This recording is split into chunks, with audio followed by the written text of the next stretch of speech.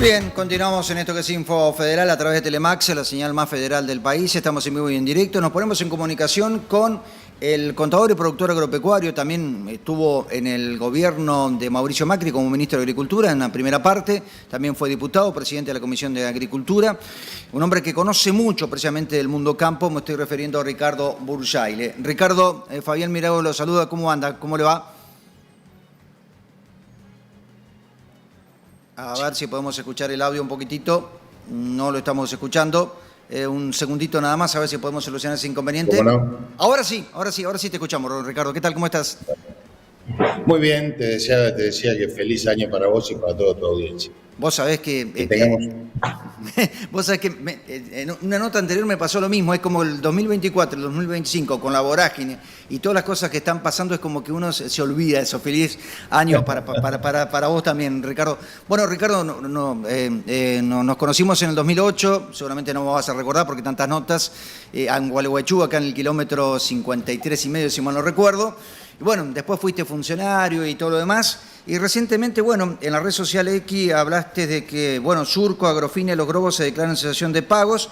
Hay más empresas en situación complicada, al igual que muchos productores. Y que habías advertido en su momento que el peso sobrevaluado y altas retenciones conducen a la destrucción de la producción. Es un término muy duro y me parece que muy real también. Porque el sector agropecuario es el sector que genera los dólares para que funcione la economía. No somos el único, porque cada uno dentro de la economía aporta algo, ¿no es cierto? Claro. Los servicios, el servicio es el sector que más empleo genera, pero los dólares, la mayor cantidad de dólares por exportaciones la trae el sector agropecuario, que es el movimiento económico del interior del país. El comercio tiene lo suyo, pero cuando a vos te va mal en las exportaciones, o cuando vos tenés un tipo de cambio sobrevaluado, como está pasando hoy con el peso, por más que lo quieran discutir, lo que termina pasando es que este sector lo que está haciendo es bancando las importaciones. Es decir, de un sector productivo que exporta, pasás a tener a subsidiar o a bancar a un sector simplemente comercial que importa. Entonces, no tiene el mismo efecto. Esto en la Argentina ha pasado y es la forma más fácil de corregir a veces los efectos inflacionarios. Yo creo que en general la macroeconomía se está equilibrando, se ha equilibrado, lo que uno tiene que ver es qué pasa con la microeconomía.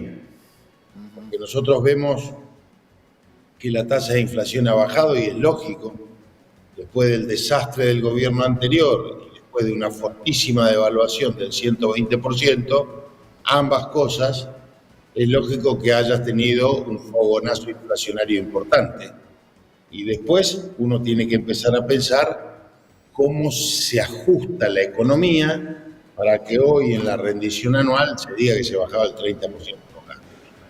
Ahora, mi precisión va a que vos vas a tener un gobierno de Trump que va a asumir en 20 días, 19 días, 18 días. Eso va a ser una moneda al dólar fuerte.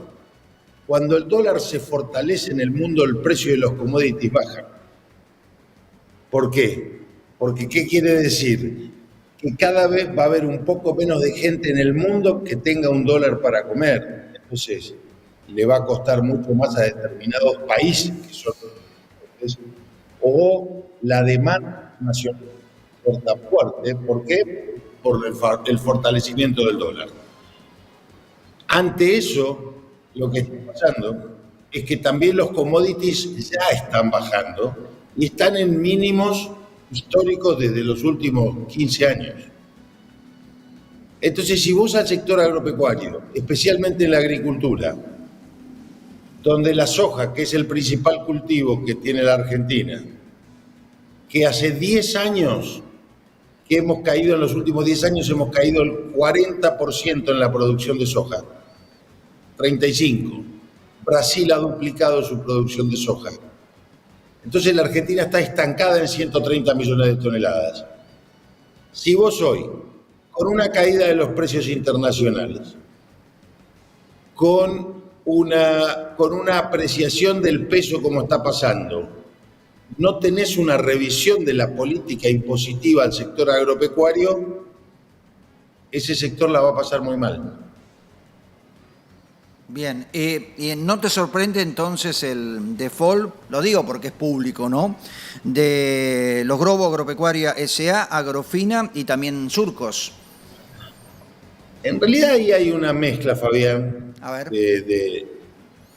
Porque eran prestadoras de servicio. Algunas vendían agroinsumos, Claro. compraron a valores altos y después los precios internacionales han bajado. En esto no le podemos echar la culpa al gobierno, obviamente. No. Eso es. Nosotros, si hay alguien que es tomador de precios, es el sector agropecuario. Nos dicen que algo vale 10 y vale 10, incluido lo nuestro, no le ponemos precio. Entonces quizás estas empresas han tomado una decisión de financiarse en el año anterior, con el gobierno anterior, para conseguir los insumos, después bajaron, pero también venimos de una sequía del año 22, 23 muy fuerte, y el año pasado o este año con la chicharrita, que también fue muy fuerte. Entonces muchos productores habrán tenido problemas con estos proveedores de insumos. Entonces vos sabés que el sector agropecuario es una gran cadena.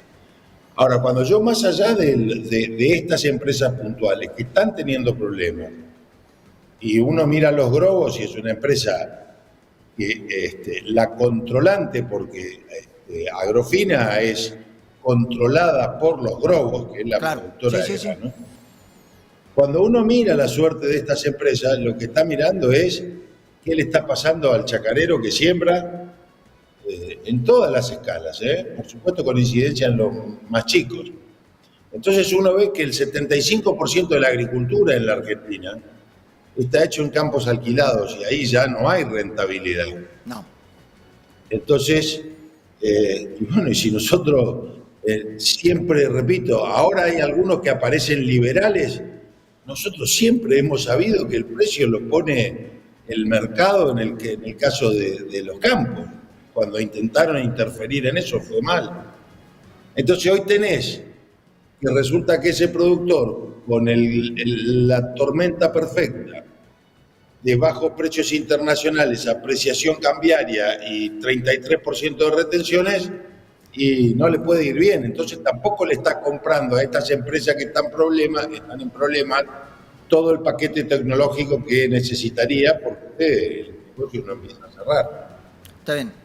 Ricardo, vos fuiste ministro de Agricultura y, si mal no recuerdo, fuiste el que bajaste las retenciones en varios cultivos y, bueno, se empezó a hacer más maíz, más trigo, cuando antes teníamos que hablar del monocultivo, de la soja únicamente, y esto obviamente no se hacía la rotación correspondiente y todo lo demás, se afectaba notoriamente los suelos, ¿no? Se sembraba, no sé, hasta en las islas, por ejemplo, en Entre Ríos, donde somos nosotros, hubo algunas islas donde se hicieron soja, una cosa de locos. Sí.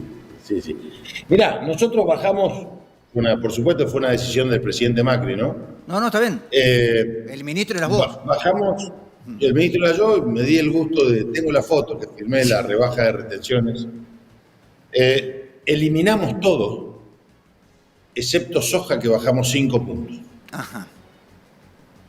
Al cabo del segundo año, en el segundo año se sostuvo eso, nada más que se suspendió la baja de la soja, que lo hablamos con las entidades de agricultores, y se le dio auxilio a las economías regionales, a la pera, a la manzana, claro, a la uva, economías regionales que la estaban pasando muy mal.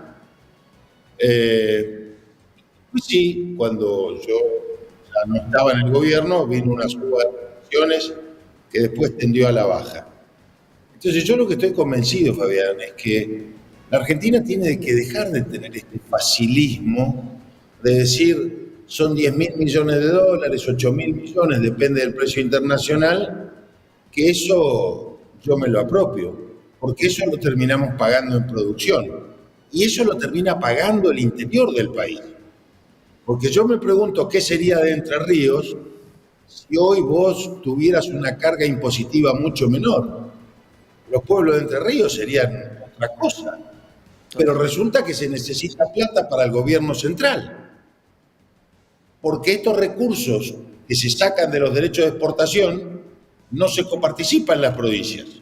Y yo tampoco quiero que lo coparticipe porque es un mal impuesto, ¿no? Es como si tomo las palabras del presidente, es como repartir el botín de un saqueo. Eso es lo que le está pasando al productor agropecuario. Lo están saqueando. No hay ninguna razón para que sea el único sector que paga este tipo de impuestos. Entonces, hoy el interior argentino empieza a tener problemas de la producción.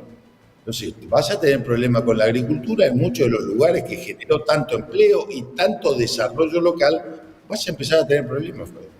No, de hecho ya se están teniendo problemas. Para colmo, bueno, estaban diciendo por aquí, ¿no?, que en gran parte del área dedicada a la oleaginosa los números están por debajo del precio de indiferencia, lo que supone que Exacto. obteniendo rendimientos promedio no se alcanza a cubrir los costos de producción. Este es un informe de los grupos CREA, ¿no? Bueno, uno está en Entre Ríos, pero la mayoría del país se maneja por, bueno, pagar tantos quintales para trabajar la tierra, ¿no? ¿Qué hace ese productor? Y vos decías, Entre Ríos es el 70% más o menos de tierra arrendada, el país el 75%, decía en vos. ¿Qué va a pasar con el pequeño y mediano productor? El grande por ahí tiene un poquito de espaldas, pero está ahí nomás, y si se cae hace mucho ruido y arrastra mucha gente. Y el chico lamentablemente tiende a desaparecer porque no puede aguantar esto. Marchás a una concentración cada vez más brutal. Ajá, ¿y? ¿No? Sí, ¿y después? Entonces, esa concentración y después vos dejás... el campo lo interesante que tiene es que nadie tiene el control del precio, porque nadie es lo suficientemente grande como para poder manejar un mercado. No pasa en la ganadería, no pasa en la agricultura, no pasa en ningún lado, porque hay miles y miles de productores. Lo que te puede pasar es que cada vez tengas más concentración. Entonces vos fijate que los primeros que liquidan la soja o la producción son los pequeños y medianos productores porque tienen que hacer frente a los compromisos que tienen. Y los que guardan legítimamente, y me parece bien, porque cada uno resguarda su trabajo. Esto es lo primero que quiero aclarar. Totalmente. Si vos no necesitas plata este año, dejalo en el Silo Bolsa, porque es tu trabajo, tu esfuerzo, nadie tiene por qué hacerte vender. Pero normalmente los que tienen más espalda son los que tienen el Silo Bolsa. Y está bien que lo tengan. Pero el que dinamiza el proceso en los pueblos, el que genera mucho más valor agregado porque vive en el pueblo, porque compra la mercadería en el pueblo, porque contrata a la gente de ahí y es el que hace la casa y contrata al albañil. Claro. Bueno, eso se dinamiza mucho más cuando no se concentra la tierra. No, está bien. Yo recién hablaba de empresas muy conocidas, de los Grobos, que están en Carlos Casares. Bueno, tienen su sede allí en Buenos Aires, en la zona casi céntrica de Buenos Aires, ¿no?, por llamarlo de alguna manera. Pero también tengo que hablar de las cooperativas que están diseminadas a lo largo y lo ancho del país. ¿Qué van a hacer? Por supuesto. ¿Qué van a hacer? No, yo no quiero pensar que pueda haber un efecto caída del sector. No se me ocurre pensar eso. Pero sí digo que tenemos que estar alerta, Fabián. Mientras Brasil inyectó $10.000 millones a los productores para que puedan producir este año, Estados Unidos una cifra similar, más los $200.000 millones de subsidios, nosotros a los productores argentinos le sacamos casi $10.000 millones en concepto de derecho de exportación. Sí. Si vos vas a pedir un crédito, voy al banco y voy porque la AFIP te sigue cobrando el 7,5%, o te empezó a cobrar, mejor dicho, a partir de diciembre, el 7,5% de interés mensual, lo cual configura una usura fenomenal. Entonces, vos vas a buscar crédito al banco, la tasa efectiva, no la nominal, ronda el 45-50%, la más baja, la tasa efectiva. No tenés crédito de devolución. Entonces vos decís, no puedo hacerme con el resultado de mi trabajo, ni por otro lado puedo tener un crédito a largo plazo, entonces termino con la producción estancada. Argentina hace 12 años que produce 130 millones de toneladas y no crecemos. No. Una vez por la sequía, el otro por la inundación, pero cuando nos va bien, Tampoco superamos, llegamos a 140 millones.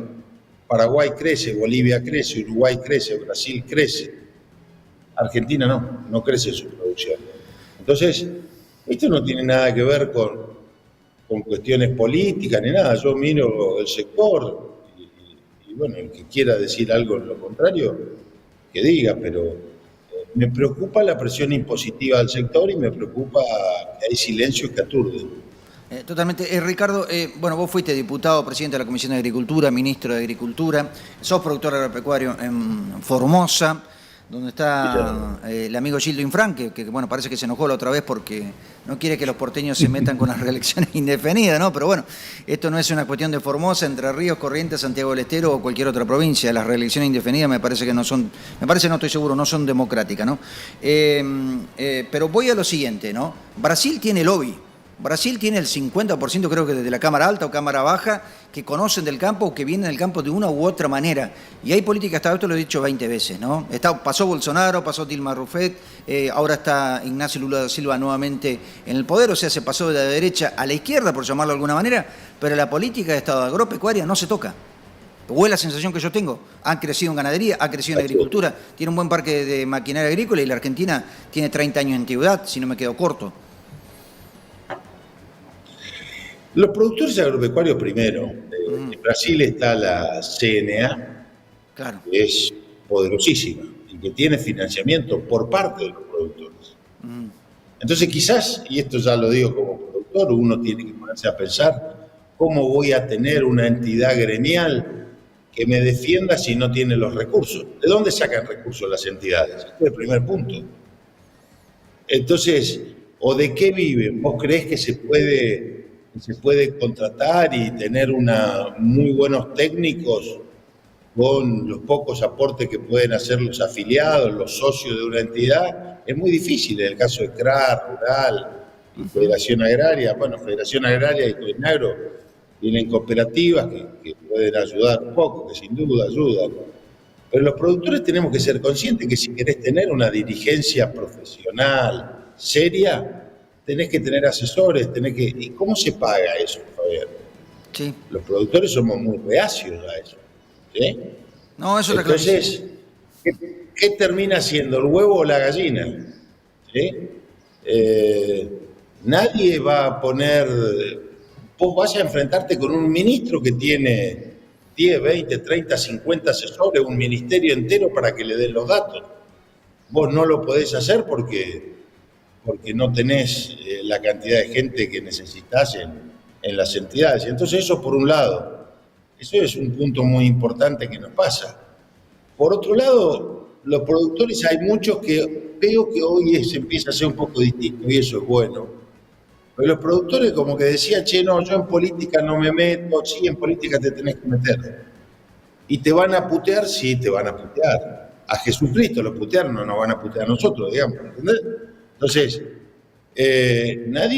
lo que vos tenés que tener es la conciencia tranquila de que hiciste lo que creías conveniente y que no hiciste nada que no puedas contar. Pero el sector agropecuario tiene que estar metido en el Congreso. Pero muchos que llegan al Congreso terminan votando de acuerdo a la conveniencia del gobernador circunstancial y no de acuerdo a la conveniencia del sector agropecuario. Y eso pasa. O sea, la famosa bajada de línea. Claro, pero porque, ¿me entendés? Entonces, sí. Pero si entre muchos se juntan y dicen, no, mira, nosotros no podemos votar esto, y porque tenés un sistema donde es tan fuerte en el interior del país que los diputados y los senadores los pone el gobernador. Claro. Y nadie va a poder enfrentarlo. Entonces tenés que terminar haciendo lo que te dice el gobernador. Bien. A mí no me ha pasado, no tuve gobernador, pero yo mis convicciones no las cambio. Aunque me hubieran dicho, yo no hubiera votado. Está bien. ¿Cómo ves la UCR?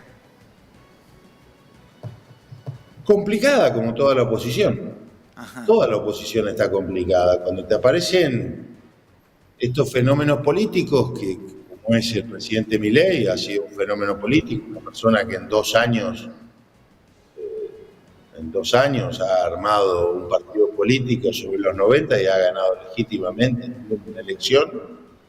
La UCR está complicada porque siempre faltan, lo que tracciona en la política es un liderazgo.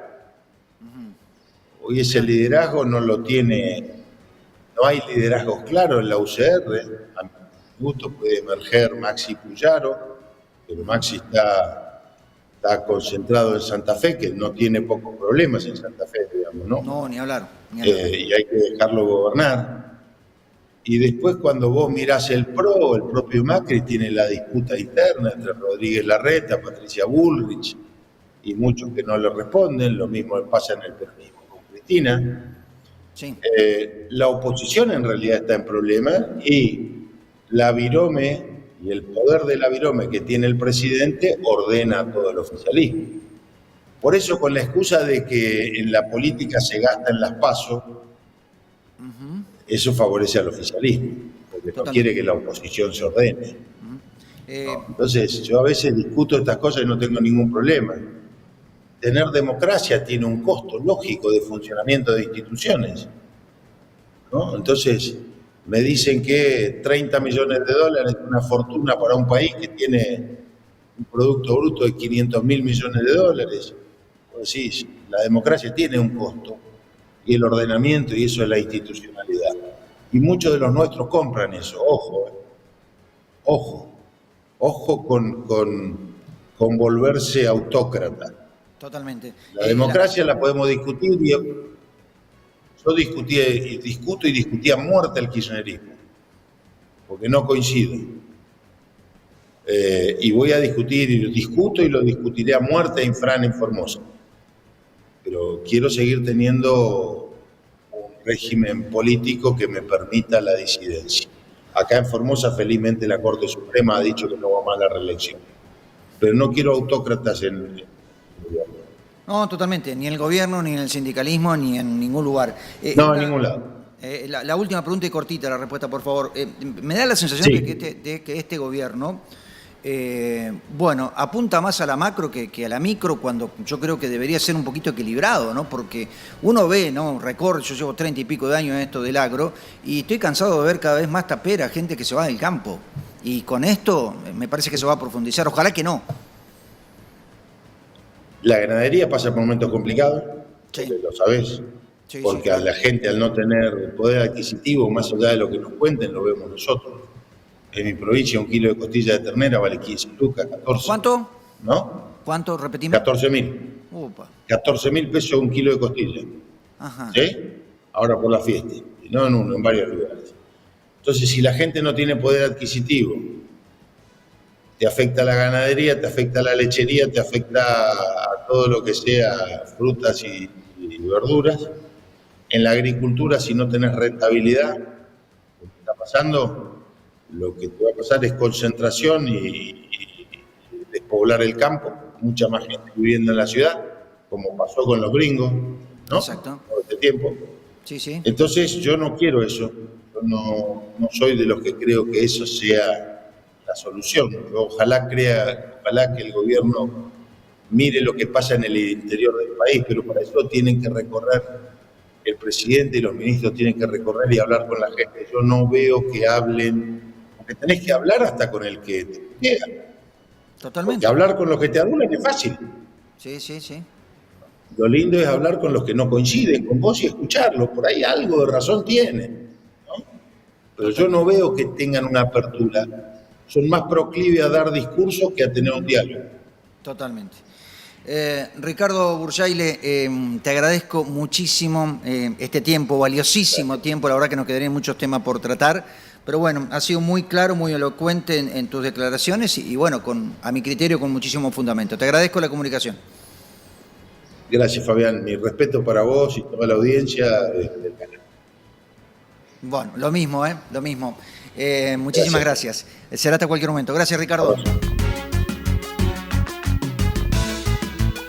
Muy bien, hemos llegado al final de una edición más de Info Federal a través de la señal más federal del país, como es Telemax. Hemos hablado con Irina Martínez, todo lo que tiene que ver con el proyecto Búfalo en Corrientes. Recordemos que los bubalinos han crecido un 54% en la última década en la República Argentina, que Corrientes, Formosa y Misiones están a la cabeza en la producción precisamente de estos animales, que van a faena con 430, 480 kilos al cabo de 2 años, que tienen un índice de preñez del 95%, con una carne muy magra. También hablamos con el ex ministro de Agricultura, hombre del radicalismo, contador, productor agropecuario, formoseño.